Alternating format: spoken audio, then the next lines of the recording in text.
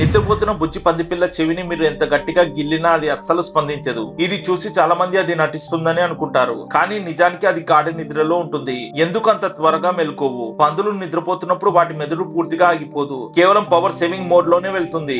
ఆ స్థితిలో మెదడు కేవలం ముఖ్యమైన సంకేతాలకు మాత్రమే స్పందిస్తుంది. పందుల ఎవల్యూషన్ ప్రకారం వాటికి స్పర్శ కంటే వాసన, శబ్దం మరియు ప్రకంపనలు చాలా ముఖ్యం. తల్లి పంది తన పిల్లలను వాసన ద్వారా గుర్తిస్తుంది, అలాగే ప్రమాదం ఏదైనా వస్తే అది శబ్దం ద్వారానే తెలుస్తుంది. అందుకే మీరు చెవిని గిల్లినా మెదడు దానిని ఒక ప్రమాదకర సిగ్నల్ గా భావించదు. పందులకు చర్మం చాలా మందంగా ఉంటుంది. మీరు చేసే చిన్న చిన్న స్పర్శలు వాటి నరాల వ్యవస్థ ద్వారా మెదడుకు చేరుకునే లోపే బలహీనపడతాయి. ఫలితంగా మెదడు మేల్కోవడానికి కావలసిన సిగ్నల్ దానికి అందదు. పెంపుడు పందిపిల్ల తన చుట్టూ ఉన్న పరిసరాలు సురక్షితమని భావించినప్పుడు చాలా గాఢ నిద్రలోకి వెళ్తాయి. అందుకే అవి చిన్న చిన్న కదలికలను పట్టించుకోవు. అయితే ఇది కేవలం పెంపుడు పందులకే వర్తిస్తాయి. అదే అడవి పంది అయితే మీరు దాని దగ్గరికి వెళ్లే లోపే అది మిమ్మల్ని పట్టేస్తుంది.